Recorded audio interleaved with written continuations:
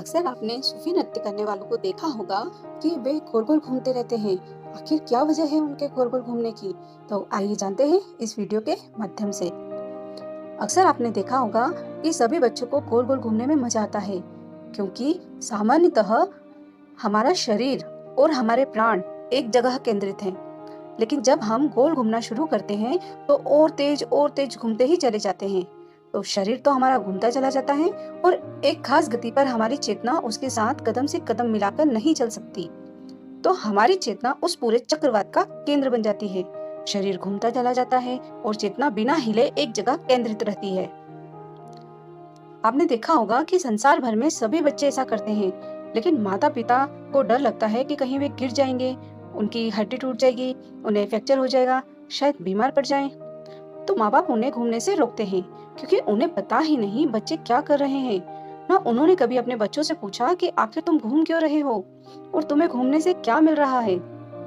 तो यह एक अद्भुत विधि है जो कि जलालुद्दीन रूमी को एक बड़ी ही विचित्र विधि से बुद्धत्व प्राप्त हुआ, जो उन्होंने बचपन से सहज में ही सीख ली थी। वह था गोल घूमना। रूमी ने बचपन से ही इस विधि का प्रयोग किया और उसका आनंद लिया, क्योंकि लोग उसे रोकते थे। वह रेगिस्तान में चला जाता और अकेला इस विधि को करता। और इस विधि के लिए रेगिस्तान सबसे अच्छी जगह है, क्योंकि तुम यदि वहाँ गिर भी जाओ तो तुम्हें वहाँ चोट नहीं लगेगी। तुम जितनी गति से घूमना चाहो घूम सकते हो।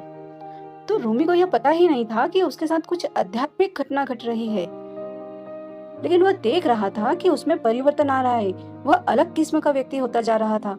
आसानी से उसे परेशान नहीं किया जा सकता था, निंदित नहीं किया जा सकता था और उसका अपमान भी नहीं किया जा सकता था। उसकी प्रतिभा की धार तेज और तेज होती जा रही थी और वह बाकी के बच्चों जैसा भी नहीं रह गया था। वह अलग ही व्यक्तित्व पैदा कर पाने में सक्षम हो रहा था। उसे खेल कूद में भी कोई रस नहीं था। जब बाकी बच्चे खेलते और वह कहीं रेगिस्तान में जाकर गोल गोल घूमता रहता, तो यह अनुभव उसके लिए इतना आनंददायी था कि उसे और चीज की सुध भी नहीं थी। लेकिन उसे यह भी पता नहीं था कि यह कोई आध्यात्मिक विधि है या इसका बुद्धत्व से कोई लेना देना है।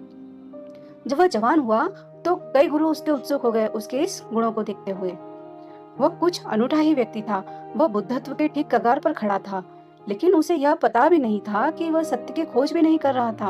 वह तो बस इस विधि को कर रहा था और उसने इसको जारी रखा। एक दिन उसने निर्णय लिया कि वह अपनी पूरी ताकत लगाकर जितनी देर घूम सकता है घूम कर देखेगा।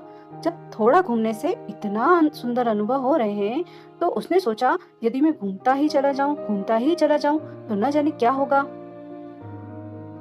तो वह 36 घंटे तक दिन रात बिना रुके घूमता रहा और जब 36 घंटे के बाद वह जमीन पर गिरा तो वह अलग ही व्यक्ति था। उसमें से एक प्रकाश ही झल रहा था। फिर उसने एक परंपरा शुरू की जो कि पिछले 1200 वर्षों से क्रियाशील है। उसकी परंपरा में सूफी दरवेश वाले गोल गोल घूमकर नृत्य करते हैं। उनके पास केवल एक ही विधि है और कोई विधि नहीं जानते वे। उनके पास कोई शास्त्र भी नहीं है। वे केवल रूमी की कुछ कविता हैं और वह बहुत सुंदर कविता किया करता था। तो इन दरवेशों के पास रूमी की कविता और एक विधि है गोल गोल घूमने की। और केवल इस एक विधि के द्वारा इन 1200 वर्षों में न जाने कितने लोग उस परम घटना को उपलब्ध हुए हैं। तो यह परंपरा रूमी द्वारा शुरू की गई थी, जो सत्य को भी नहीं खोज रहा था। तो यही कारण है, यही है इस नृत्य के गोल गोल घूमने का।